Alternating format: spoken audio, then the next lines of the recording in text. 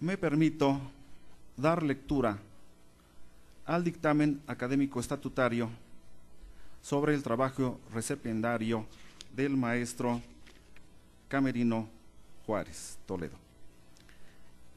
En fecha 13 de marzo del presente año, a propuesta de los socios numerarios que fueron maestro en Derecho Luis Ángel Sánchez Albarrán, doctor en Administración Pública José Martínez Vilchis, doctor José Yurrieta Valdés, maestro en Derecho Ernesto Rodríguez González y maestro en Administración Pública y Contador Público Germán García Salgado Jaramillo, el maestro en Derecho Camerino Juárez Toledo promovió su ingreso a esta benemérita institución ante la Junta Directiva de la propia Sociedad Mexicana de Geografía y Estadística del Estado de México para integrarse como socio de esta organización académica, acompañando a dicho documento los requisitos que establece el Estatuto Orgánico de la propia sociedad, solicitando su ingreso a esta benemérita institución en la Academia de Ciencias Políticas y del Derecho, y presentando su trabajo recipiendario denominado Consecuencias Políticas de la Consulta Popular, un enfoque para las entidades federativas, habiéndose acordado turnar la documentación al Consejo Académico correspondiente para los efectos de su aprobación o modificación. En fecha 27 de marzo del año en curso, el Consejo Académico de la Sociedad correspondiente en el Estado de México, integrado por los socios numerarios, doctor Guillermo Aro Belches, maestro Gerardo Viloria, maestro en Administración Pública Uriel García Hernández y maestro en Administración Mario Luis Pérez Méndez, se reunió para emitir el dictamen correspondiente en acatamiento del artículo 33, fracción 2 del propio Estatuto Orgánico, resultando aprobado por unanimidad por contener los requisitos metodológicos y los planteamientos sistemáticos que emite la ponente en su trabajo de investigación, por lo que se procedió a someterlo a la consideración de la Junta Directiva de esta sociedad en nuestra entidad federativa. El día 10 de abril del año en curso, la Junta Directiva aprobó y acordó la celebración de la sesión académica solemne para la presentación del trabajo recepcional para el día miércoles 21 de mayo del año en curso a partir de las 12 horas en el Auditorio Adolfo López Mateos, Recinto del Humanismo, ubicado en Hermenegildo Galeana número 115 del Centro Histórico de Toluca, una vez que cumpla con todos y cada uno de los requisitos formales para su ingreso. Cedemos el uso de la palabra al maestro Camerino Juárez Toledo para la exposición de su trabajo recipiendario.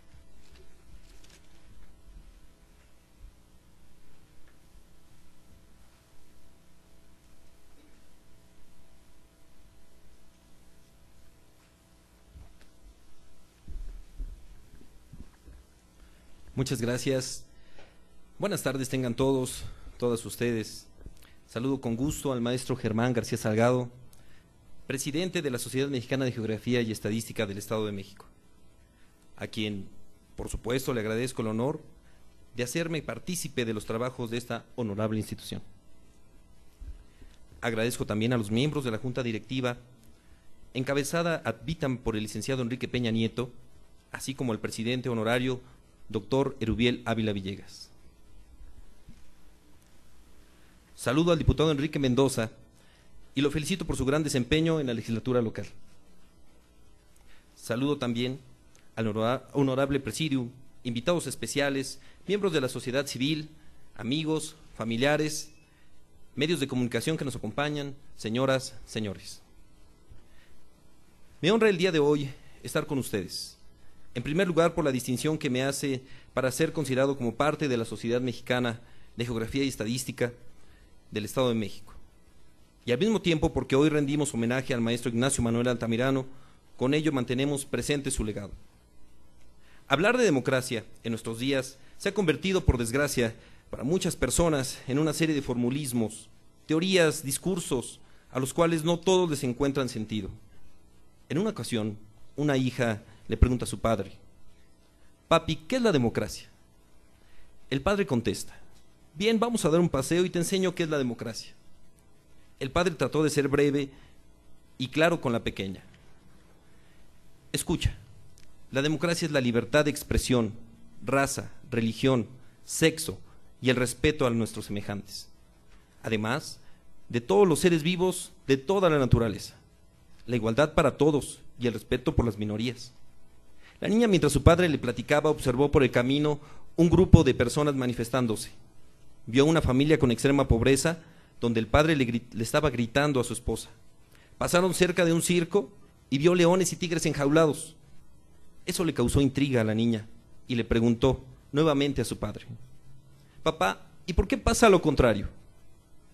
El papá respondió: «Mira, hija, a veces nos topamos en el camino con personas que necesitan ayuda y simplemente les damos la espalda. A veces nos hacen preguntas y nos quedamos sin palabras. En otras, sobran las palabras cuando lo que se necesitan son acciones. A veces hay un grito desesperado y nos hacemos los sordos. Pasamos de largo sin que nos importe nada ni nadie. Hablamos y hablamos de paz cuando las batallas campales están en nuestros hogares. Y si nos hacen mal, en lo único que pensamos es en la venganza».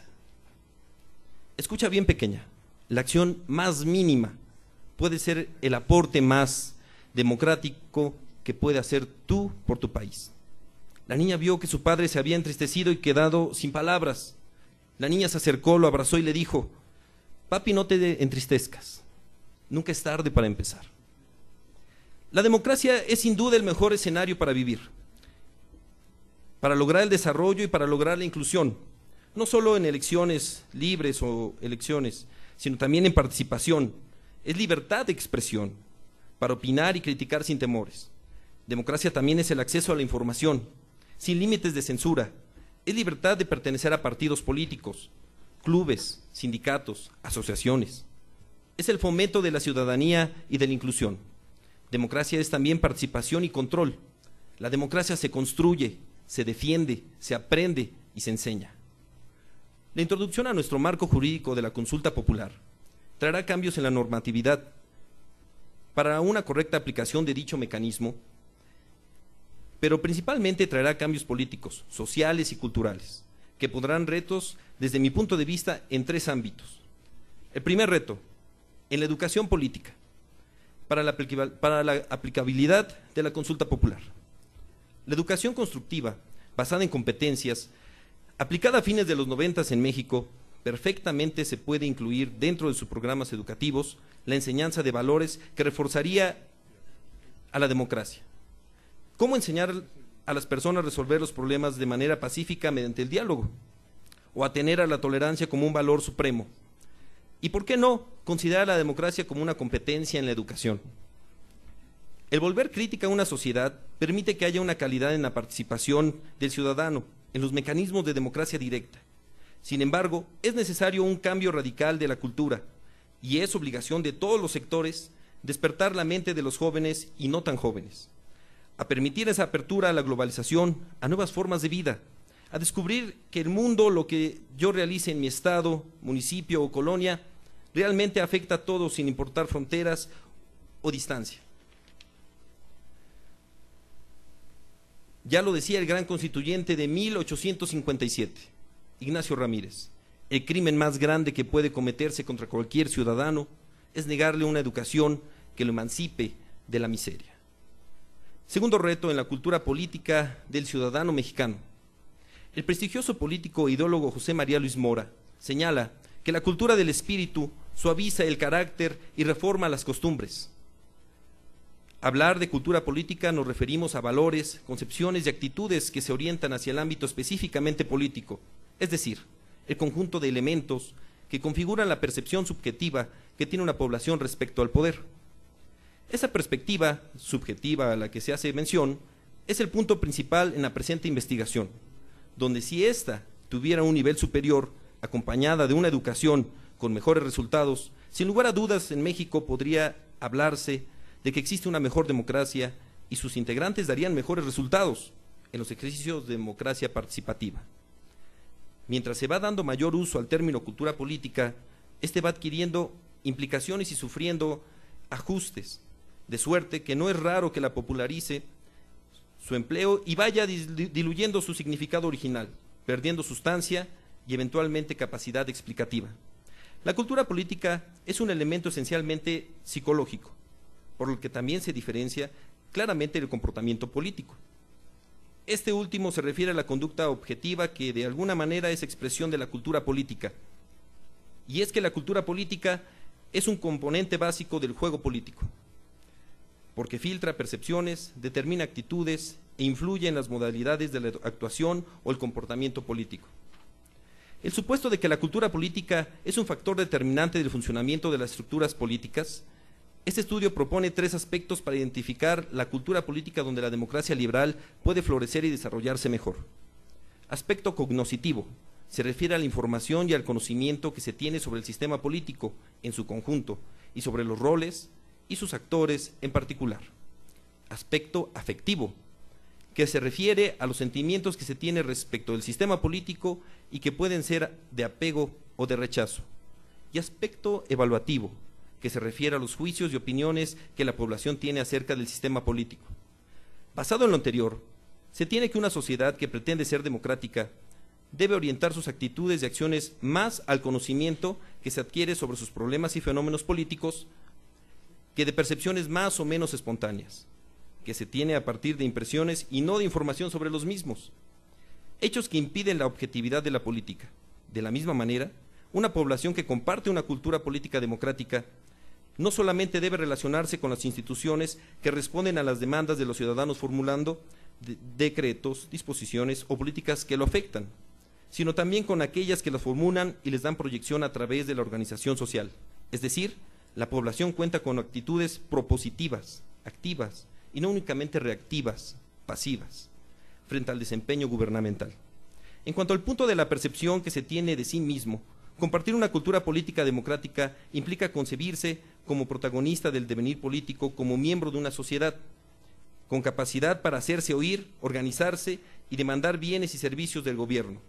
Así, como negociar condiciones de vida y de trabajo, en suma, incidir sobre las decisiones políticas y vigilar su proyección.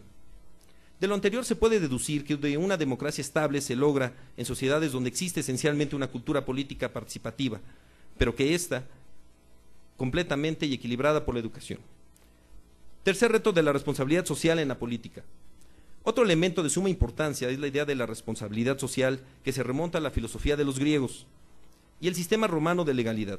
Así, el estoicismo, que pone énfasis en los deberes cívicos, la responsabilidad social, la importancia de una nueva ley y la igualdad de los derechos ciudadanos. Cicerón, libro primero de los deberes, habla de los deberes que tiene el hombre hacia la sociedad y hacia él mismo, y propone que existe solo una ley verdadera. Esta ley es la recta razón, la cual, de acuerdo con la naturaleza, gobierna a todos los hombres. Es eterna y no cambia. La misma impulsa a los hombres al cumplir con sus deberes, prohibiéndoles hacer el mal. Hablar de responsabilidad social es obligado mencionar a Klaus Hoff, para quien responsabilidad social tiene como función principal en las complejas sociedades modernas actuar con mecanismos de creación y promoción de una moral autónoma y el autocontrol civilizado de sus miembros, en la medida en que no puede compensar de manera suficiente los déficits de tal autocontrol con el aporte de los medios coercitivos del derecho y el estimulante del dinero. De acuerdo con dicho planteamiento, todos aquellos que se consideren como seres razonables pueden ser sujetos de contractualismo propuesto por Rousseau, que los llevará a alcanzar un bienestar como sociedad, pero también a formular razones individuales que fortalezcan y justifiquen las acciones que se comprendan, pero sin afectar a los demás dentro de un campo democrático.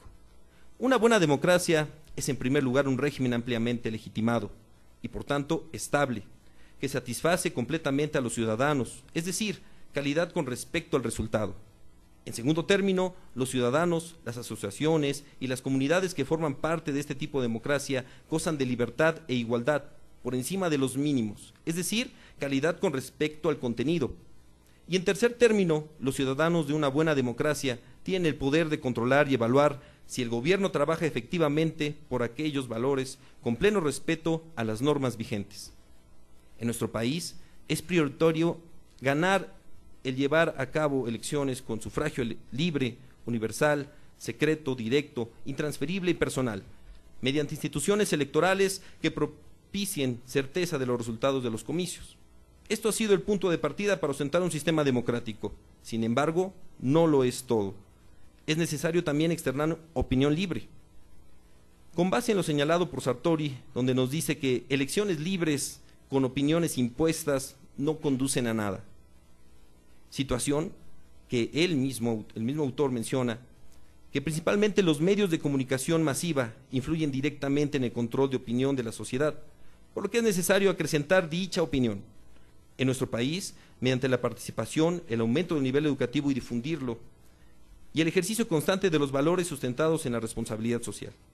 Tomando en cuenta que la cultura política está conformada por el conjunto de valores, concepciones y actitudes que se orientan hacia el ámbito específicamente político, es decir, el conjunto de elementos que configuran la percepción subjetiva que tiene una población respecto al poder, es necesario en México la implementación de las políticas públicas que, en conjunto a su educación adecuada, redimensionen la perspectiva de la sociedad en cuanto al tema de poder, con una visión conjunta y con la finalidad de asumir la responsabilidad de colaborar en los asuntos públicos del país, mediante mecanismos de democracia directa, en este caso la consulta popular.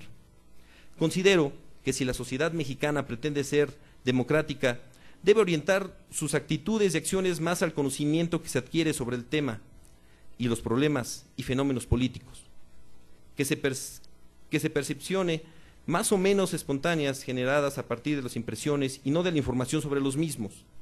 Es importante distinguir los hechos que impiden la objetividad de la política.